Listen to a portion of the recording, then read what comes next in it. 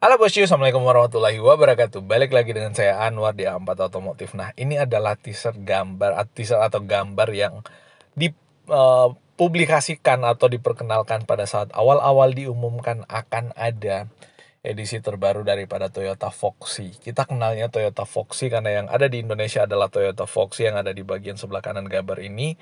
Lalu kemudian yang di sampingnya ini adalah Toyota Noah. Entah kenapa Toyota memproduksi dua jenis yang sama terhadap mobil dengan kelas yang sama. Dua jenis mobil yang mukanya berbeda tapi dengan kelas yang sama, segitu maksudnya.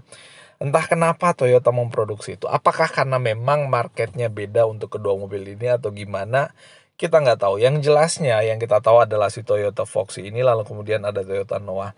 Pertanyaannya, apakah kedua mobil ini akan masuk ke Indonesia? Kita masih menunggu informasi, tapi yang kita tahu bahwa dan yang kita bisa pastikan bahwa selama ini si Toyota Foxy ini ada di Indonesia. Dan kalau misalkan di luar udah diperkenalkan edisi terbarunya seperti ini yang kelihatan lebih maco, lebih garang, dan lebih mengerikan tampangnya, maka seharusnya di Indonesia pun segera dimasukkan agar Indonesia bisa merasakan edisi terbaru daripada Foxy.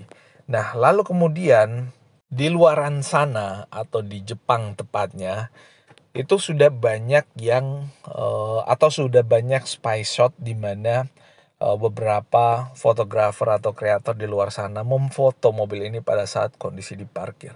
Dan kalau kita lihat memang tampang si Foxy ini berubah total dari edisi sebelumnya, di mana lampunya nggak lagi bertingkat dua kayak yang terpisah, tapi ini terpisah di bagian housing lampu yang sama, tapi ini benar-benar terpisah dengan garis bodi atau oleh garis bodi pada bagian bumper depan.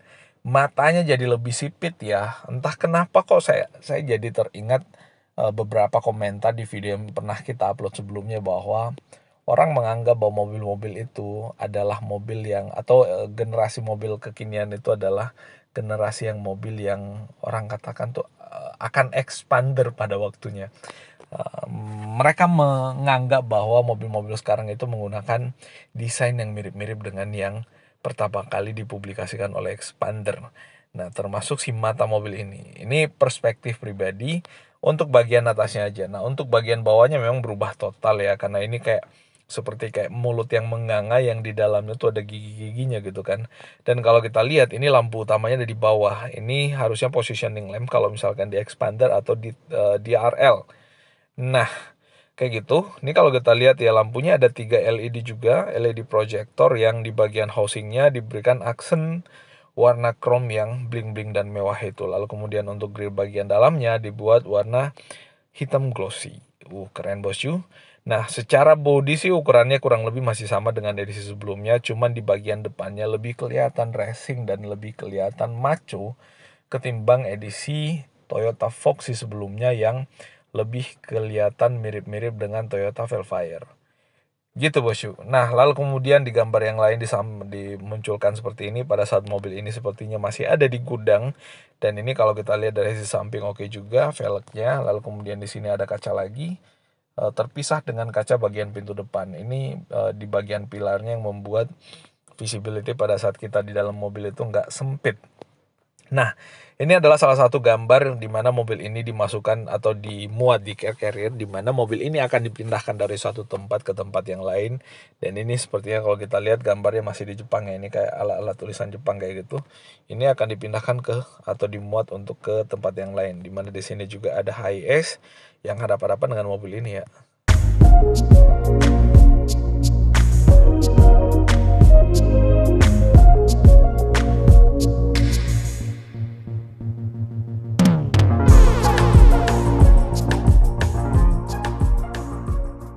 Romantis banget. Yang di belakang, yang di bawah saling membelakangi, yang di atas ada pada depan. Aduh. Gitulah intinya. Lalu kemudian ini posisi masih di atas car carrier. Dan ini kalau kita lihat ya dimensinya masih kurang lebih sama dengan edisi sebelumnya, tapi nanti bakal kita ulas soal desain. Nah, ini adalah foto yang beredar mengenai edisi terbaru daripada Foxy, dan kalau kita lihat memang mobil ini untuk yang ini beda dengan yang tadi di awal, di mana ini pakai LED multi reflektor Kalau yang di awal tadi yang kita lihat itu dia pakai LED projector. Nah, entah ada perbedaan karena beda tipe atau gimana, atau memang gambar ini yang belum sesuai atau persis dengan aslinya. Dan kalau kita lihat dari sisi samping sih sepertinya persis dengan aslinya, termasuk bagian depan ini ada housing warna chrome-nya di bagian depan, lalu kemudian bagian grillnya ala-ala honeycomb gitu kurang lebih, dan ini modelnya horizontal. Dan kalau kita lihat garis bodinya juga cukup tegas dari belakang sampai ke bagian depan, itu mengingatkan saya dengan mobil yang lebih kecil dari ini yang Sienta itu nggak mampu mengalahkan, apalagi kalau bukan Honda Freed. Nah, gitu bosku. Dan kalau kita lihat kacanya model floating di bagian belakang, nggak ada pilar kelihatan nyambung ke bagian atas, kecuali di bagian depan aja, dan ada pilar 2 pilar lagi di bagian tengahnya itu. Pintunya berdekatan, handlingnya berarti ini sliding, di mana baris keduanya itu sliding, baris depannya terbuka selayaknya pintu mobil pada umumnya. Dari sisi belakang bos, dari sisi belakang nih kalau kita lihat lampunya itu horizontal memanjang dari kiri dan kanan, kurang lebih kayak gitu. Entah ini lampunya menyala apa tidak, tapi kalau misalkan nggak menyala akan sangat sia-sia, dan kalau menyala ini akan luar biasa karena ada cahaya lampu yang memanjang yang dipisahkan oleh logo Toyota. Dan kalau kita lihat ini logo Toyotanya rada biru bosku, dan biasanya kalau biru kayak gini hybrid biasanya atau mobil elektrik biasanya kayak gitu biasanya. Ini sepertinya lampu mundur lah, yang kemudian lampu sen harusnya ada di situ, di bawah ada reflektor, dan kalau kita lihat ada sensor parking, ada 4 titik di bagian sini, bagian bawah. Nah, kaca belakangnya cukup luas selayaknya mobil MPV kelas menengah. Kalau kelas atasnya kan saya nganggap Alphard ya, kelas mewah ya, menengah ke atas lah. Kalau ini kan paling bawah itu Calya Sigra, lalu kemudian ada Avanza, lalu kemudian ada Innova, lalu kemudian mobil ini, lalu kemudian di atasnya ada Velfire dan Alphard. Pengisian bahannya posisi sebelah kiri, udah pakai sirip hiu untuk antenanya atau shark fin antena, lalu kemudian ada high mount stop lamp. Cuman saya nggak ngelihat di bagian belakang itu ada wiper, entah wipernya tersembunyi di atas apa enggak, tapi dengan kaca yang selebar ini, kalau nggak ada wipernya dan berdebu akan jadi sia-sia. Minimal ada wiper dan rear defogger bosku. Tapi so far sih ini desainnya keren ya. Terpisah antara bagian bawah dengan atas, dan ini dipisah oleh kaca, jadi seolah-olah nih kacanya menyambung dari depan semua, lalu kemudian dipisah oleh pilar-pilar yang ada di sini sampai ke bagian belakang, dan ini nggak kelihatan pilarnya. Mewah, dan visibility-nya pasti jadi lebih luas. Secara interior mobil ini juga kelihatan mewahnya bos. Ini kelihatan mewahnya kalau kita lihat ya, di sini ada audio switch-nya. Kalau kita lihat ini nggak begitu jelas, harusnya ada cruise control yang ada di bagian sini. Nggak kelihatan ada pedal shift-nya. Setirnya ini dibalut dengan kulit dan jahitan asli. Airbag di sini lebih kelihatan jelas lagi, dan di sini ada cup holder. Ini penempatan cup holdernya agak unik karena dia nggak model yang keluar masuk kayak gitulah intinya. Nah, itu keren juga. Lalu kemudian ini biasanya kan kena AC tuh, ini nggak kena AC. Biasanya Toyota bikin cup holder itu yang kena dengan AC biar minumannya bisa didinginkan dari situ. AC-nya digital bosku, lalu kemudian udah pakai head unit yang touchscreen pastinya. Nah, ini posisi start dan stop engine-nya dia kok ada di atas ya. Unik juga, ada di sini dia posisi start dan stop engine-nya.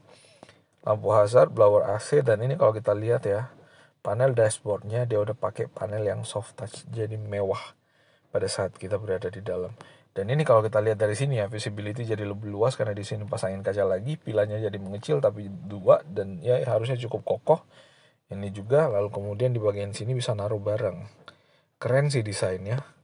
Transmisinya automatic, dan kalau kita lihat di sini ini ada electric parking brake-nya juga kelihatan di sini, lalu kemudian harusnya ada auto hold-nya juga ini ada. Dan ini shifter untuk tuas untuk transmisinya, dan ini untuk indikator transmisinya. Nah, ada tombol parking juga di situ. Keren ya. Power outlet di bagian belakang, dan di sini ada tempat penyimpanan lagi. Keren sih. Mantap sih ini mobil. Untuk yang keluarga bahagia tuh butuh mobil kayak gini. Dan kalau kita lihat nih joknya bosku,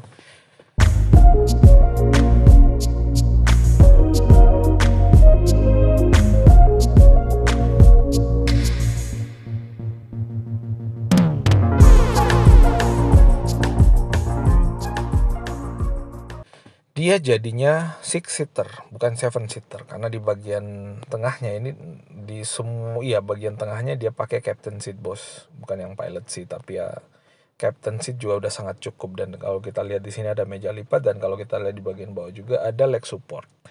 Dimana leg supportnya ini bisa kita selonjoran. Nah, di bagian belakang masih ada tempat duduk lagi, bisa duduk buat 2 orang kan, headrestnya ada 2 orang, kalau dipaksain 3 orang ya bisa. Gak ada masalah karena kalau kita lihat di sini ada headrestnya juga, jadi praktis 7-seater.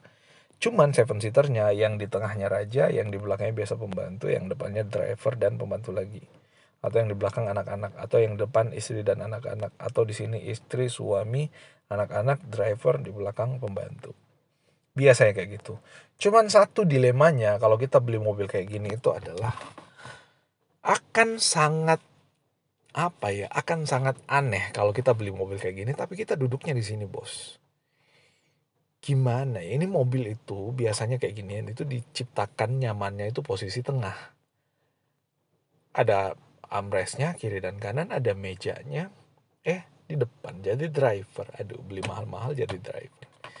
Mobil kayak ginian tuh mestinya disupirin, bos. Baru cocok. Kita duduknya di tengah dan biasanya di bagian sini dipasang tirai untuk privasi. Nah, ini kalau kita lihat ya, kalau Avanza kemarin bisa long sofa, ini ternyata bisa juga, bosku. Bisa long sofa juga dia. Dan kalau kita lihat nih, bisa direbahkan untuk baris tengahnya, dan bahkan bisa direbahkan sampai ke baris paling belakang. Dan kalau kita nggak butuh jok belakangnya, itu bisa digantung kayak gini, dilipat kayak gini, dan bisa jadi tempat barang yang cukup luas untuk bagian belakang. Dan yang di depan bisa kita sliding, majukan full, dan kita cuma duduk di depan dan di bagian sini. Sebenarnya ini masih bisa dimundurkan sedikit kalau kebutuhan barangnya nggak terlalu banyak. Dan ini yang istimewa juga, bosku. Kalau kita mau cabin yang cukup lega, anggaplah misalkan kita nggak butuh baris belakang. Mewahnya adalah si joknya ini itu bisa di sliding mundur sampai ke jok baris paling belakang. Nah, jok baris paling belakangnya ini digantung, bos. Jadi kayak gini digantung, ini sliding bisa full nyampe ke belakang, sehingga ruang kakinya jadi lebih panjang. Apalagi kalau kita naikkan leg support, ulala, akan sangat nyaman untuk duduk di dalam mobil ini. Kayak gitu, bosku. Oh ya, informasinya, si Mitsubishi Delica edisi terbaru juga bakal rilis di Jepang Auto Salon, kalau nggak salah malah di minggu ini, mulai dari hari Jumat kemarin nyampe hari ini dan besok sepertinya kayak gitu. Dan mobil ini termasuk Delica juga bakal diperkenalkan di situ. Informasinya kayak gitu, kita belum tahu pastinya. Dan kalau misalkan ini pilihan ketiga lagi, pilihan keempat. Kalau misalkan yang di tengahnya masih difungsikan sebagai jok, lalu kemudian di depan juga kita fungsikan, tapi yang di belakang nggak mau difungsikan karena ada banyak barang, ya bisa juga diatur kayak gini. Intinya, baris kedua dan baris ketiga itu konfigurasinya bisa diatur sebebas dan senyaman kita, bosku. Kurang apa lagi? Komplit. Nah, ini joknya bisa dilipat ke atas lalu kemudian digantung. Jadi bisa memuat barang dengan jumlah yang cukup banyak. Dan di sini ada petunjuknya, bos. Barangnya bisa digantung ke atas. Dan ini leg supportnya. Dan kalau kita lihat indikator di sini, mestinya dilengkapi dengan heater. Ada pemanasnya, bos. Jadi aduh, rajanya memang harusnya duduk di sini. Kalau duduk di depan jadi driver, aduh, salah, sia-sia. Mobil ini kalau kita lihat ya, bisa dioperasikan maju dan mundur berdasarkan indikator yang ada di sini. Untuk yang Foxy ini hanya dengan menggunakan handphone. Wow. Mobil ini bisa dijalankan hanya dengan menggunakan handphone, nggak main game gitu. Cuman sepertinya kalau kita lihat indikatornya, hanya bisa untuk maju dan mundur kalau misalkan kita lagi parkir paralel, sempit sekali, nggak bisa masuk, nggak bisa buka pintu, tinggal dimajukan pakai ini. Mantap juga, cuman hati-hati majunya, nggak tahu bisa ngerem apa enggak. Ini gimana ya? Aduh, aneh-aneh aja mobil zaman sekarang. Bisa buat connect untuk Apple CarPlay pastinya, dan tentunya Android Auto juga. Nah, ini yang cukup istimewa juga karena kita tahu bahwa mobil kayak ginian itu pintunya panjang dan mengambil space.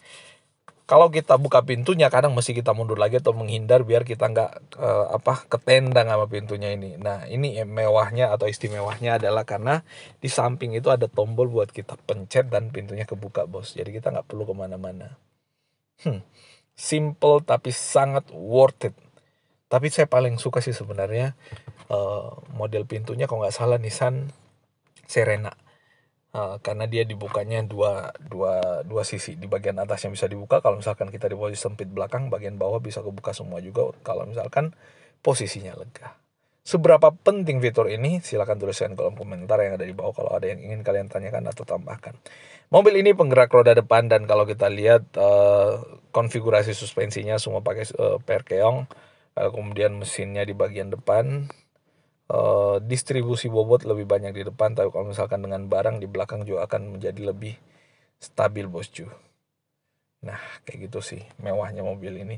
Well, itu yang bisa kita update kali ini, bosku, mengenai mobil ini. Semoga ini menjadi informasi yang referentif dan bermanfaat buat kalian semua, dan semoga kalian semua senang dengan apa yang kita informasikan pada ulasan-ulasan otomotif yang selama ini kita tampilkan buat teman-teman sekalian. Terima kasih atensinya, mohon maaf kalau ada yang keliru dan salah, dan kita ketemu pada update informasi otomotif menarik lainnya, bosku. Makasih sekali lagi, dan assalamualaikum warahmatullahi wabarakatuh.